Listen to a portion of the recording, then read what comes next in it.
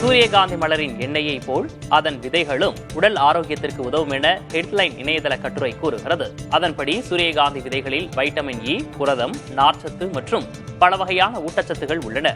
இதனால் அவை நோய் எதிர்ப்பு சக்தியை அதிகரிக்கும் எனவும், எடை குறைப்புக்கு உதவும் எனவும், நீரிழிவு நோயை கட்டுக்குள் வைக்க உதவும் என்றும் கூறப்படுகிறது.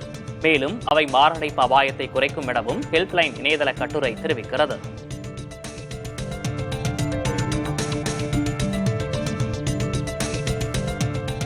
இந்திய குடும்பங்கள் அதிகம் வாங்கும் ஆடைகள் பட்டியலில் உள்ளாடைகள் முதலிடத்தில் உள்ளன. மத்திய புள்ளியியல் மற்றும் திட்ட அமலாக்க அமைச்சகத்தின் குடும்ப நுகர்வு செலவு கணக்கெடுப்பு தரவுகள் வெளியாகி உள்ளன. அதன்படி கணக்கெடுப்பில் கலந்து கொண்ட 95 விழுக்காடு குடும்பங்கள் கடந்த ஓராண்டில் உள்ளாடைகள், காலுறைகள் உள்ளிட்டவற்றை வாங்கியுள்ளன. 90 விழுக்காடு குடும்பங்கள் ரப்பர், PVC காலணிகளை வாங்கியுள்ளன. அடுத்ததாக சட்டை, பேண்ட், சுடிதார் உள்ளிட்டவற்றை 88 விழுக்காடு குடும்பங்களும், துணிகள், புடவைகள், வேட்டிகள் உள்ளிட்டவற்றை 81 விழுக்காடு குடும்பங்களும் வாங்கியுள்ளன. அலுவலக ஆடைகள், பட்டு சேலைகள், திருமண உடைகள் ஆகியவற்றை 4 விழுக்காடிற்கும் குறைவான குடும்பங்களே வாங்கியுள்ளன. பிரிவினைக்கு பின்னர் முதல் முறையாக பாகிஸ்தானின் பஞ்சாபில் உள்ள 2 பல்கலைக்கழகங்களில் குறுகிய கால சமஸ்கிருத பாடங்கள் கற்றுத்தரப்பட உள்ளன. இதுகுறித்து பாகிஸ்தானில் வெளியான தகவலின்படி பஞ்சாப் லாகூர் பொது பல்கலைக்கழகம், லாகூர் மேலாண்மை அறிவியல் பல்கலைக்கழகம் என்ற தனியார் கல்வி நிறுவனம் ஆகியவை செம்மொழியாம் சமஸ்கிருதத்தில் 3 மாத படிப்பை அறிமுகம் செய்ய உள்ளன. பிந்தைய கால ஆராய்ச்சிக்காக பஞ்சாப் பல்கலைக்கழகத்தில் சமஸ்கிருத எழுத்துக்களின் பழமையான தொகுப்புகளை சேமிக்கும் பணியில் பயிற்றுநர்கள் ஈடுபட்டுள்ளனர். 2025ஆம் ஆண்டு லாகூர் மேலாண்மை அறிவியல் பல்கலைக்கழகத்தில் 2025ஆம் ஆண்டு அடிப்படை மட்டத்திலான 1 மற்றும் 2 பிரிவில் மாணவர் சேர்க்கை நடைபெற்றுள்ளது.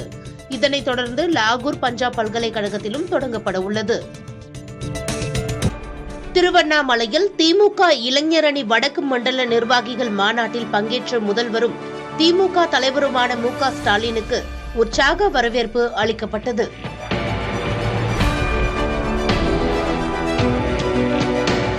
கட்சியின் இளைஞரணி செயலரும் துணை முதல்வருமான உதயநிதி ஸ்டாலின் தலைமையில் நடைபெற்ற மாநாட்டில் திமுக பொதுச் செயலர் துரைமுருகன், அமைச்சர்கள் KN நேரு, I. பெரியசாமி, திமுக எம்பிக்கள் கனிமொழி, R. ராசா, திருச்சி சிவா உள்ளிட்டோர் கலந்து கொண்டனர். துணை முதல்வர் உதயநிதி ஸ்டாலினுக்கு வீரவாள் மற்றும் கேடயம் பரிசாக வழங்கப்பட்டது.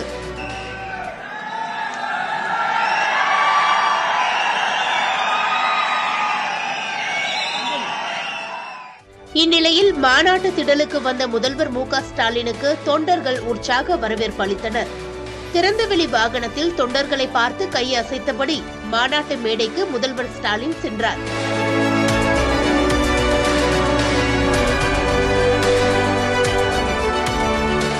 பின்னர் முதல்வர் ஸ்டாலினுக்கு சிம்மாசனம் பரிசளிக்கப்பட்டது.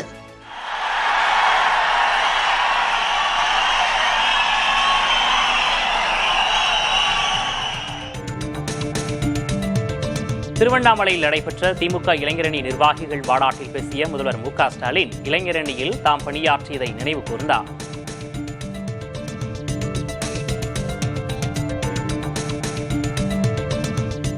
எதிரில் இருக்கக்கூடிய உங்களை பார்க்கும்போது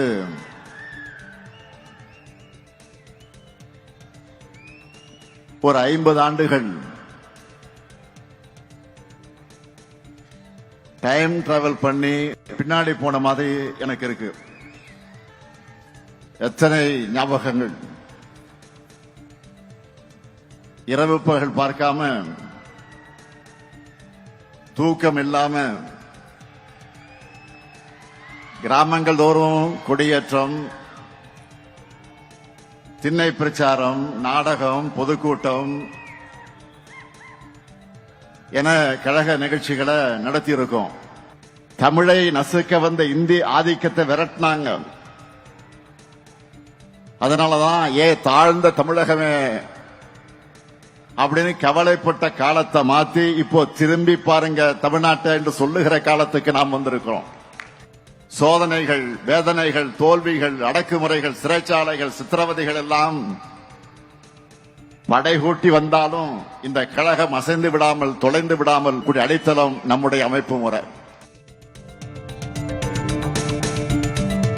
மிக ஆபத்தானவர் உதயநிதி என கொள்கை எதிரிகள் புலம்புவதாக முதல்வர் மு.க. ஸ்டாலின் பெருமிதம் தெரிவித்துள்ளார். திருவண்ணாமலையில் நடைபெற்ற திமுக இளைஞரணி மாநாட்டில் பேசிய அவர், அறிவியக்கத்தை உதயநிதி வளர்த்தெடுப்பதாகவும் அதுவே ஒரு அரசியலாளருக்கான அடையாளம் எனவும் கூறினார். இன்னும் சொல்லணும்னா இறங்கி அடிக்கிறாரு.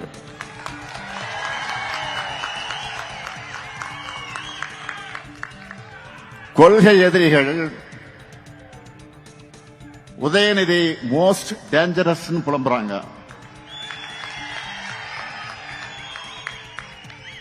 அந்த அளவுக்கு கொள்கையில ஸ்ட்ராங்கா இருக்காரு. அணியோட கட்டமைப்பை வலுப்படுத்தணும்னு லட்சக்கணக்கான இளைஞர்களை கழகத்தில் சேர்த்தார். அடுத்து அவங்களை கொள்கை ரீதியா ஸ்ட்ராங்கா ஆக்கணும்னு பாசறை கூட்டங்களை நடத்தினார். இதெல்லாம் உங்களுக்கு சேரணும்னு அறிவு திருவிழா நடத்துறார். பல இடங்களில் லைப்ரரி ஆரம்பிக்கிறார். இதுதான் ஒரு பொலிட்டிஷியனுக்கு குவாலிட்டி. சரி, உதயநிதி விளம்பரம் செய்கிறாரு அப்படின்னா அடுத்து நீங்க என்ன செய்யணும்? அதை பற்றி கூட உதயநிதி இங்க சொன்னார். நம்மோட லெகசியை மக்கள்கிட்ட கொண்டு போய் சேர்க்கணும். கழகத்தை வளர்க்கிற பணியில, கொள்கை விதைக்கிற பணியில ஈடுபடணும். திமுக இளைஞர்கள் கட்டுப்பாடு மிக்கவர்கள் என துணை முதல்வர் உதயநிதி ஸ்டாலின் பாராட்டு தெரிவித்துள்ளார்.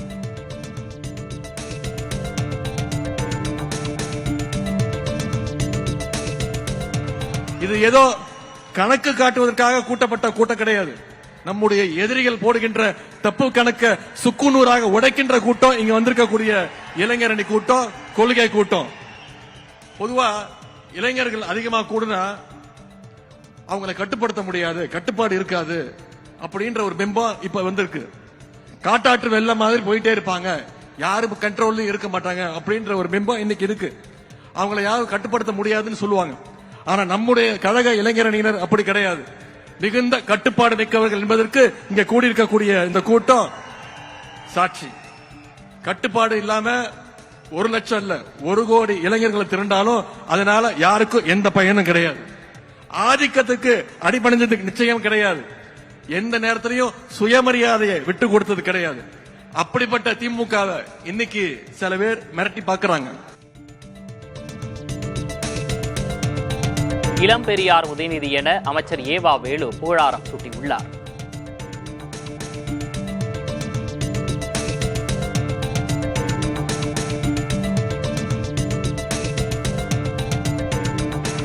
இந்த இயக்கத்தை தமிழர்களுக்கு 50 ஆண்டு காலம் அழைத்துச் செல்வதற்கு 5வது தலைமுறை ஆகியிருக்கிற நம்முடைய இளவல் தளபதி நம்முடைய உதயநிதி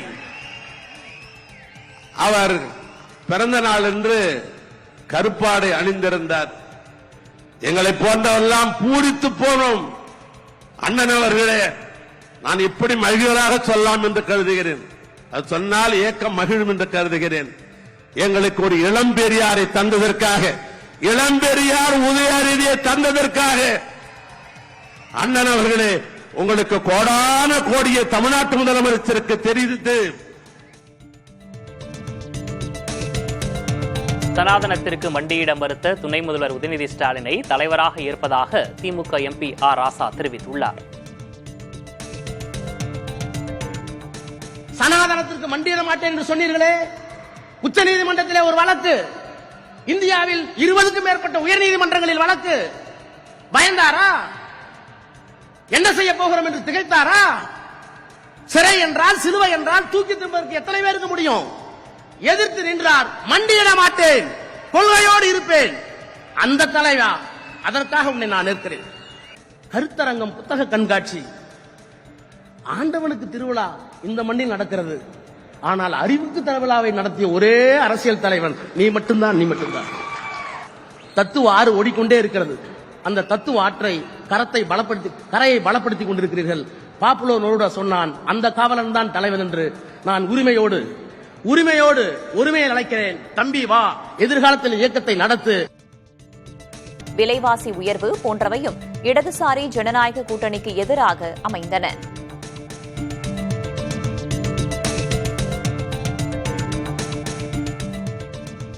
வாக்காளர் பட்டியல் சிறப்பு தீவிர திருத்தம் குறித்த அறிவிப்பு வந்த நாள் முதலாகவே அது தொடர்பான சர்ச்சைகளுக்கும் பஞ்சமில்லை.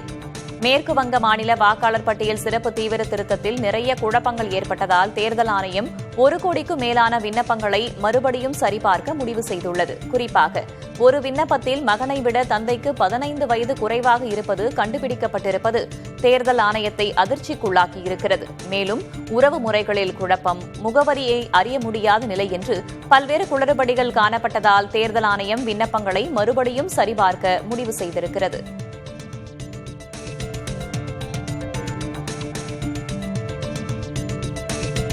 உத்தரப்பிரதேச மாநில பாரதிய ஜனதா தலைவராக பங்கஜ் சௌத்ரி தேர்ந்தெடுக்கப்பட்டுள்ளார். 7 முறை எம்பியாக தேர்வாகியுள்ள பங்கஜ் சௌத்ரி தற்போது மத்திய நிதித்துறை இணையமைச்சராக உள்ளார். இந்தியாவின் அரசியல் முக்கியத்துவமிக்க மாநிலமான உத்தரப்பிரதேசத்தில் அடுத்த ஆண்டு உள்ளாட்சித் தேர்தலும் அதற்கடுத்த ஆண்டு சட்டமன்ற தேர்தலும் நடைபெறவுள்ள நிலையில் இத்தேர்வு முக்கியமானதாக கருதப்படுகிறது. உத்தரப்பிரதேசத்தில் கணிசமாக உள்ள குர்மி ஓபிசி சமூகத்தைச் சேர்ந்தவர் பங்கஜ் சௌத்ரி என்பது குறிப்பிடத்தக்கது. எனினும் பாரதிய ஜனதா கட்சி தேசிய தலைவர் இன்னும் தேர்வு செய்யப்படாத நிலையே நீடிக்கிறது.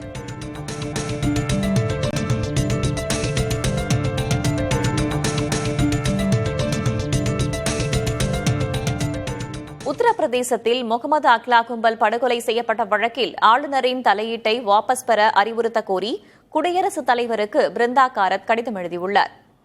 முகமது அக்லாக் தொடர்பான வழக்கை வாபஸ் பெற உத்தரப்பிரதேச அரசுக்கு மாநில ஆளுநர் எழுத்துப்பூர்வ அனுமதி அளித்திருந்தார். இந்நிலையில் இம்முடிவு சட்டத்தின் தவறான பயன்பாடு, நீதியை மறுக்கும் முடிவு என்றும் இதை வாபஸ் பெற ஆளுநரை அறிவுறுத்த வேண்டும் என்றும் மார்க்சிஸ்ட் கட்சியின் பிருந்தா காரத் கடிதம் ஒன்றை எழுதியுள்ளார்.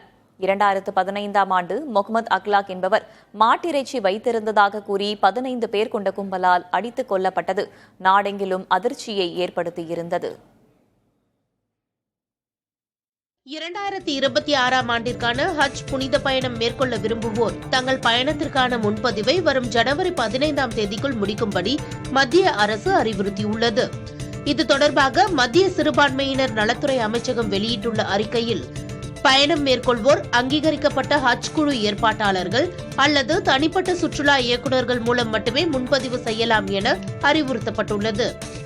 சவுதி அரேபியாவில் தங்குமிடம் உள்ளிட்ட வசதிகளுக்கான ஒப்பந்தங்களை அடுத்த ஆண்டு பிப்ரவரி 1ஆம் தேதிக்குள் இறுதி செய்ய வேண்டும் என்பதால் ஜனவரி 15ஆம் தேதிக்குள் முன்பதிவு செய்ய வேண்டும் என வலியுறுத்தப்பட்டுள்ளது. இந்திய ஹஜ் குழுவின் அதிகாரப்பூர்வமான www.hajcommittee.gov.in என்ற இணையதளம் வாயிலாகவோ அல்லது ஹஜ் சுவிதா செயலி மூலமோ விண்ணப்பங்களை சமர்ப்பிக்கலாம் என குறிப்பிடப்பட்டுள்ளது. எதிர்க்கட்சியாக இருக்கும்போது வாக்குறுதிகளை நிறைவேற்றுவோம் என்று சொல்பவர்கள் ஆளுங்கட்சியானதும் அதனை தூக்கி தூர போட்டு விடுவதாக நாம் தமிழர் கட்சியின் ஒருங்கிணைப்பாளர் சீமான் குற்றம் சாட்டியுள்ளார். மதுரை விமான நிலையத்தில் செய்தியாளர்களை சந்தித்த அவர் அரசு ஊழியர்களின் போராட்டம் குறித்த கேள்விக்கு இவ்வாறு தெரிவித்தார். மேலும் தவறான ஆட்சி நடைபெற்றால் ஆட்சியாளன் பொறுப்பல்ல என்றும் அவரை தேர்ந்தெடுத்த மக்கள்தான் பொறுப்பேற்க வேண்டும் என்றும் சீமான் பேசினார்.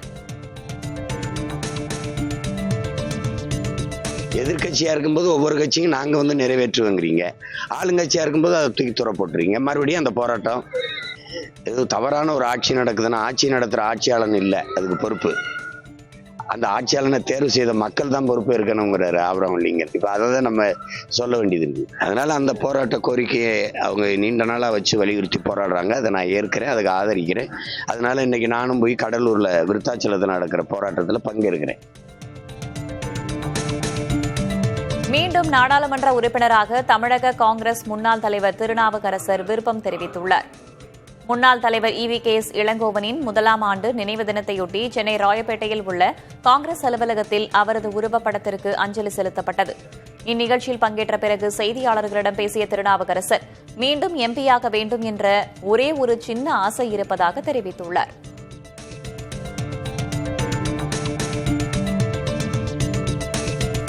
மக்கள் நீதி மய்யம் என்ற அரசியல் கட்சியை முடித்து மகளிர் அணி தலைவர் பாஜக வைத்தது கோவை தெற்கு தொகுதி என்று பாஜக எம்எல்ஏ வானதி சீனிவாசன் தெரிவித்துள்ளார். கோவை தெற்கு தொகுதி பாஜக பூத் கமிட்டி கூட்டத்தில் பேசிய அவர் சினிமா கவர்ச்சியை கடந்து தாமரைக்கு வாக்களித்த தொகுதி என்றும் தெரிவித்துள்ளார். மக்கள் நீதி மய்யம் அப்படிங்கிற ஒரு அரசியல் கட்சியை முடித்து அந்த கட்சியை காணாமல் துரோகம் செய்த தொகுதி எந்த தொகுதி? தெற்கு தொகுதி. தாவேகா வேட்பாளர்களை விஜய் தான் அறிவிப்பார் என்று அக்கட்சியின் பொதுச் செயலர் ஆனந்த் தெரிவித்துள்ளார்.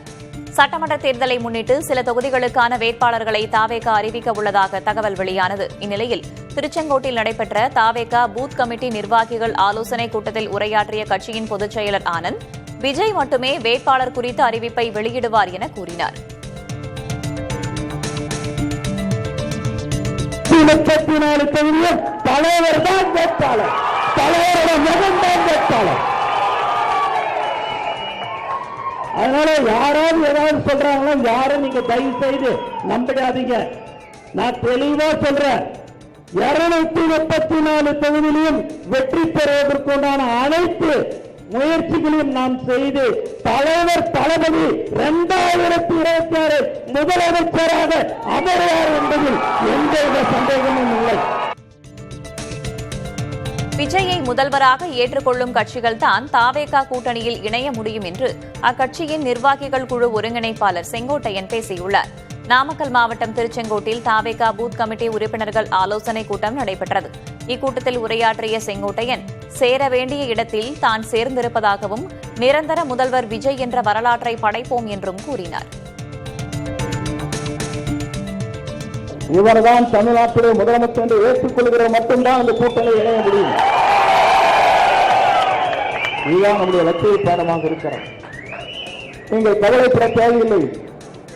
எங்களை போன்ற இங்கே வந்திருக்கிறோம் என்று சொன்னால் நல்வழிப்படுத்துவதற்கு, நல்லாட்சி தமிழகத்திலே பெறுவதற்கு உங்களை போன்று நாங்கள் எந்த தியாகத்தையும் செய்வதற்கு தயாராக இருக்கிறோம். நீங்கள் கவலைப்பட தேவையில்லை. உலக குரங்குகள் தினம் இன்று கொண்டாடப்படுகிறது. உலகம் முழுவதும் சுமார் 260 வகையான குரங்குகள் உள்ளன. காடுகள் அழிவதால் ஆசியா, ஆப்பிரிக்காவில் வாழும் பழைய உலக குரங்குகள் முதல் ஆப்பிரிக்காவில் வாழும் புதிய உலக குரங்குகள் வரை உலகம் முழுவதிலும் குரங்குகளின் எண்ணிக்கை குறைந்து வருகிறது. குறிப்பாக இந்தியாவில் சில மாநிலங்களில் 25 விழுக்காடு முதல் 30 விழுக்காடு வரை குரங்குகளின் எண்ணிக்கை குறைந்துள்ளன. காடுகளில் உணவு கிடைக்காததால் சாலை ஓரங்கள், ரயில் நிலையங்கள், கோயில்கள் ஆகியவற்றை நாடி வசிக்கும் நிலைக்கு தள்ளப்பட்டுள்ள குரங்குகளை காக்க முறையான திட்டமிடல் தேவை என சூழலியல் ஆர்வலர்கள் வலியுறுத்துகின்றனர்.